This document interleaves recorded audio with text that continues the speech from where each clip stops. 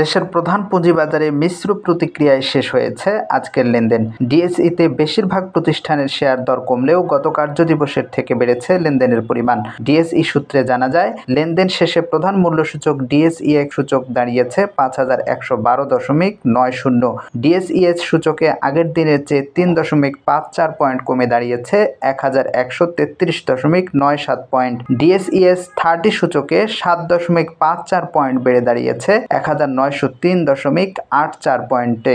এদিন মোট লেনদেনের পরিমাণ ৩89,৯৪,৮৭,০০০ টাকা। লেনদেনে অংশ নেয়া ৩৯৫টি প্রতিষ্ঠানের মধ্যে শেয়ার দর বেড়েছে ১২০টি প্রতিষ্ঠানের, বিপরীতে শেয়ার দর কমেছে ২১৯টি প্রতিষ্ঠানের। ৫৬টি প্রতিষ্ঠানের শেয়ার দর অপরিবর্তিত রয়েছে।